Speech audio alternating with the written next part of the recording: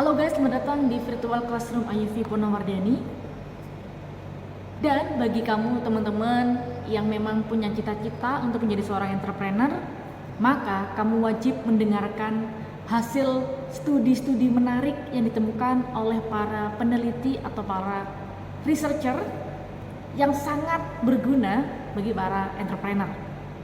Total ada 8 studi yang mereka temukan, dan ini sangat-sangat membantu ketika kamu mengetahui apa sih yang harus dilakukan oleh seorang entrepreneur supaya bisa menarik perhatian calon customer-nya. Oke, yang pertama ada studi tentang illogical reasoning. Nah, apa itu? Jadi teman-teman, ternyata ya hasil dari studi ini, orang-orang itu akan jauh lebih mungkin untuk menuruti sebuah permintaan ketika ada alasan dari pemohonnya. Jadi teman-teman, ketika kamu menginginkan target customer kamu tuh mau membeli atau menggunakan produk atau jasa kamu, maka kamu harus memberikan alasan kepada mereka kenapa mereka harus menggunakan atau membeli jasa atau produk kamu.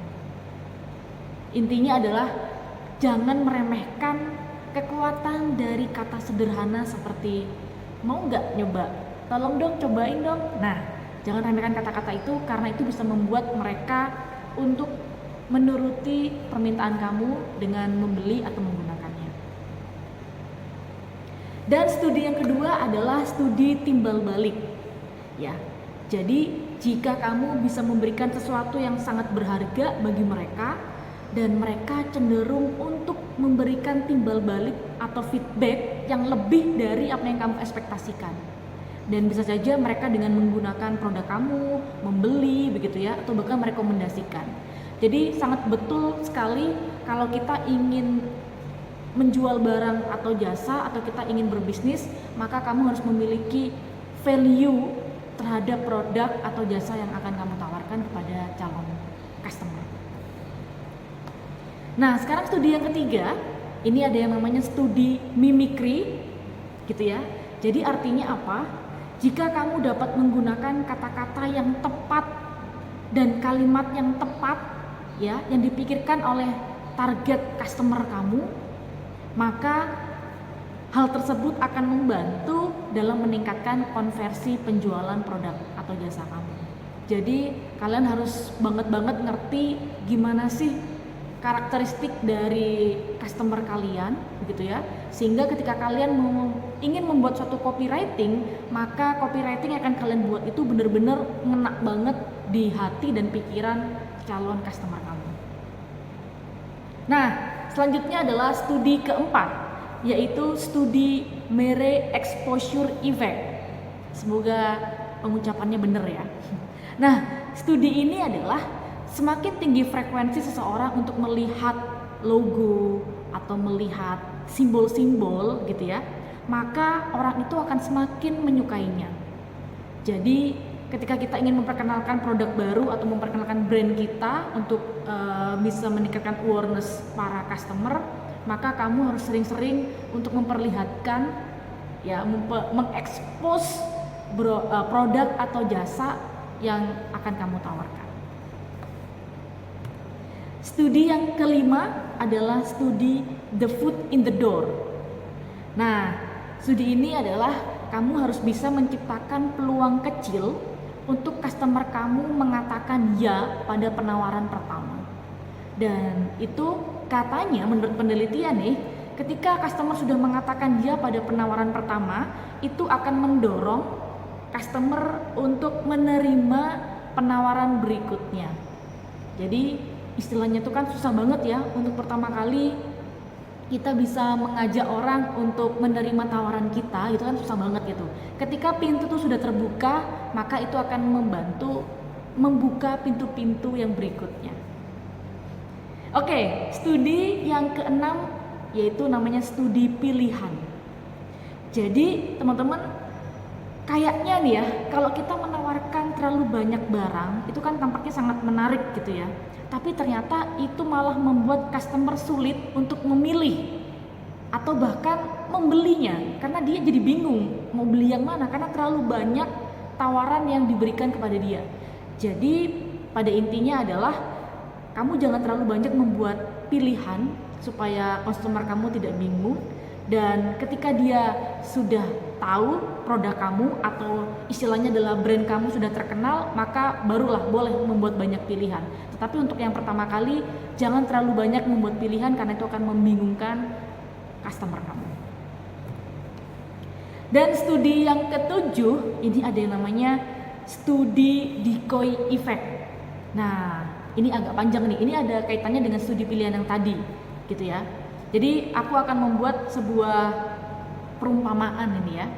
Jadi ada produk A, gitu ya. Ada produk A dan ada produk B, gitu ya. Produk A ini adalah produk yang memiliki model yang lebih murah, gitu ya. Harganya lebih murah, tapi kurang efisien gunanya. Produk A ini modelnya model yang murah harganya dan kurang efisien. Nah, kemudian ada produk B. Produk B ini harganya lebih mahal daripada produk A, tetapi fungsinya itu lebih efisien. Kita ambil contoh misalnya ini adalah penghancur kertas begitu ya. Penghancur kertas A memiliki model yang lebih murah tetapi tidak efisien atau kurang efisien. Sedangkan produk B, penghancur kertas B, itu memiliki model yang jauh lebih mahal gitu ya, tetapi lebih efisien dibandingkan produk A. Nah, ternyata setelah diteliti 79% dari pembeli itu lebih memilih penghancur kertas A yang lebih murah dan kurang efisien daripada produk yang B. Gitu. Karena mungkin di sini ada kaitannya dengan sensitivitas harga gitu ya. Si konsumen lebih milih untuk membeli produk yang A karena jauh lebih murah, nggak masalah meskipun tidak efisien. Nah, kemudian para peneliti ini membuat satu produk tandingan baru yaitu produk C, gitu ya, penghancur kertas C dengan model yang lebih mahal, gitu ya, dengan harga yang lebih mahal daripada produk A dan B, tetapi kurang efisien dibandingkan produk B. Lebih mahal daripada A dan B, tapi kurang efisien daripada yang B. Karena di sini kan yang B itu yang lebih efisien daripada yang A tadi gitu ya.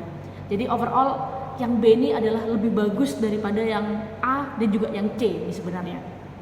Nah, ternyata setelah ditemukan atau setelah si peneliti ini mencoba untuk menambahkan produk C, ternyata terjadi peningkatan menjadi 36,1% partisipan itu memilih model yang B, gitu teman-teman. Jadi ketika kamu sudah punya target produk atau jasa yang ingin kamu jual gitu ya, yang menjadi prioritas untuk dijual, kamu bisa gunakan nih trik seperti ini.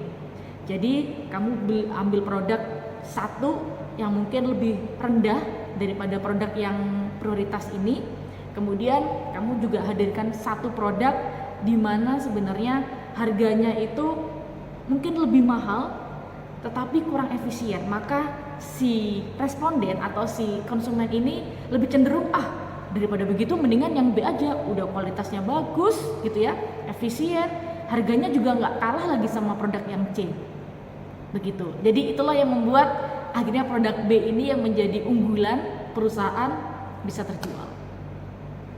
Oke, dan yang terakhir adalah namanya studi virality. Wah, ini sekarang ini banyak nih ya konten-konten viral ya, atau produk atau jasa yang viral. Jadi teman-teman, kuncinya adalah pastikan untuk menyisipkan emosi yang berhubungan dengan audiens kamu atau customer kamu. Jadi hal-hal yang menimbulkan emosi tertentu itu jauh lebih mungkin untuk bisa di-share, kemudian dijadikan satu hal yang sangat besar gitu ya, atau tren atau viral, sehingga itu bisa dikenal atau diketahui oleh banyak orang. Jadi sisipkan emosi ketika kamu ingin berkomunikasi atau menawarkan produk atau jasa kepada target customer kamu. Oke, itu tadi 8 hasil studi yang menarik yang ditemukan oleh para researcher yang akan berguna banget bagi para entrepreneur. Semoga bermanfaat. Thank you. Bye.